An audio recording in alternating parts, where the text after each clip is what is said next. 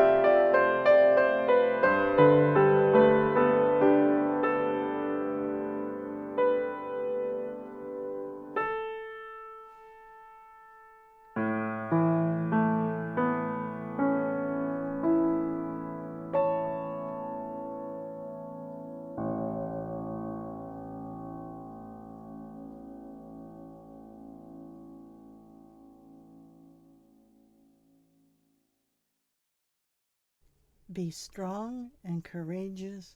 Do not be afraid, for the Lord your God is with you wherever you go.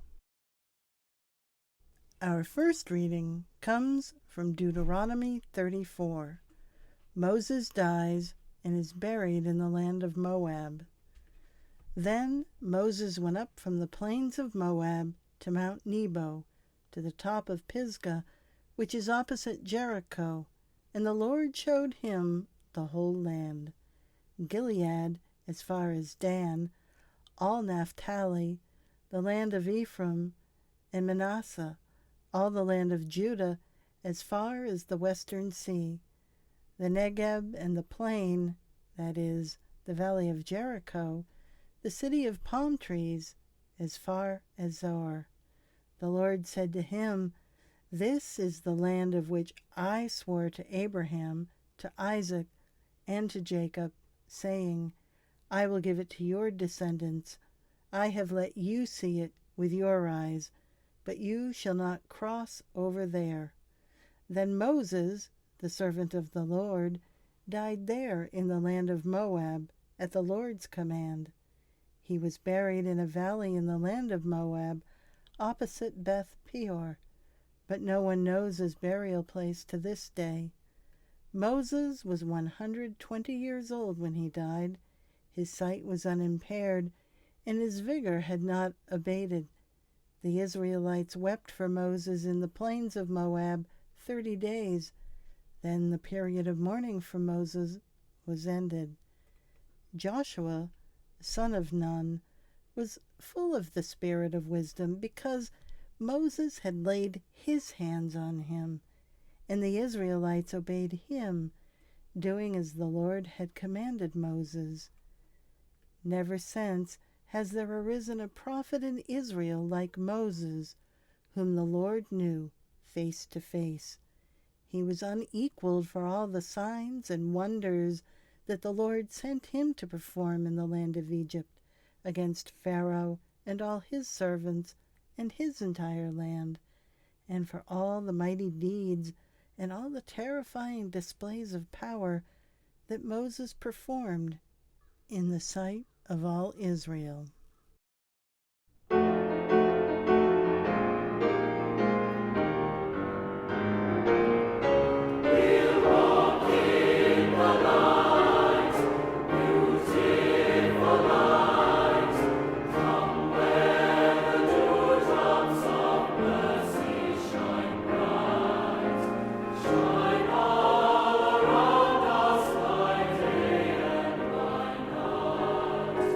Jesus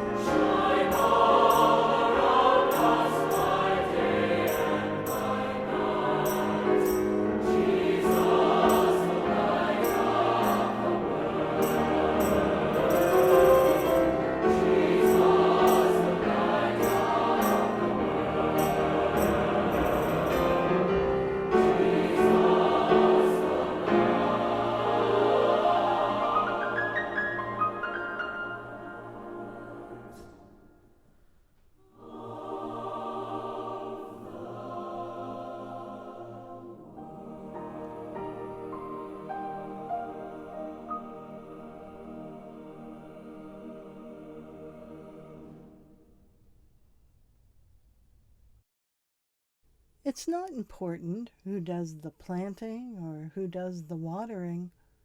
What's important is that God makes the seed grow.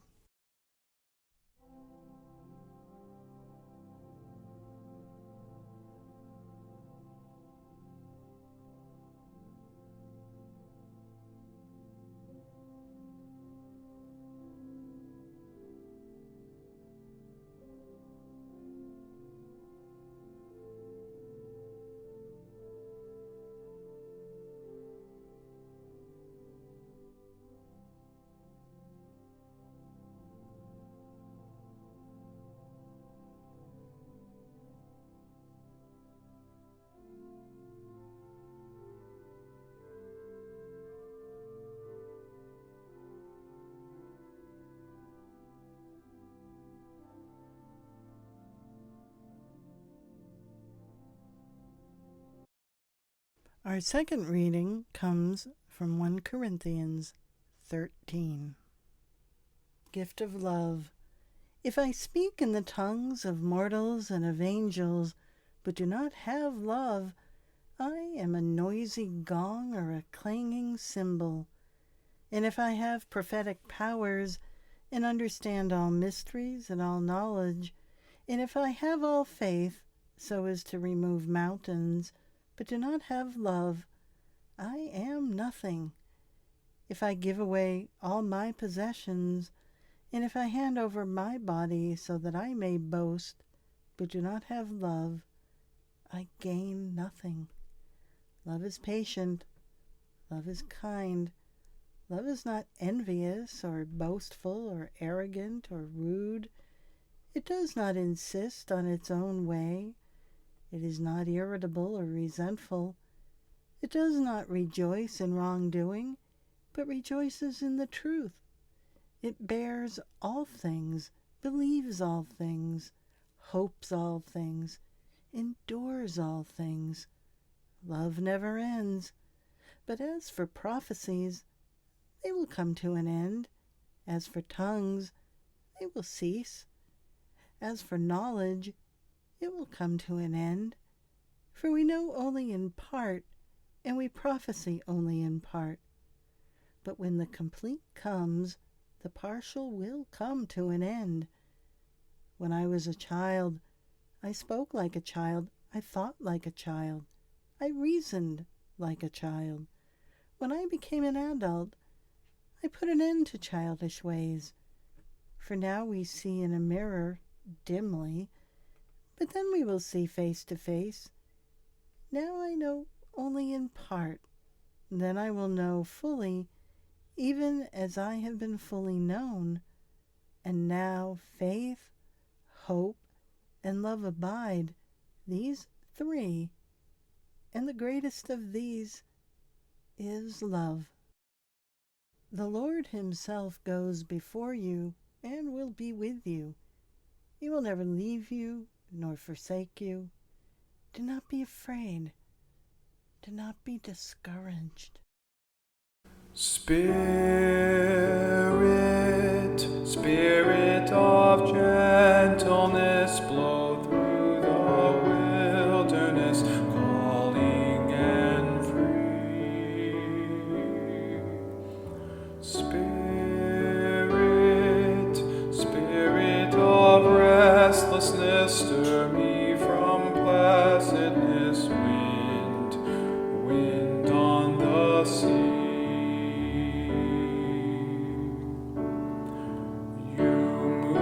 On the waters, you call to the deep, then you coaxed up the mountains.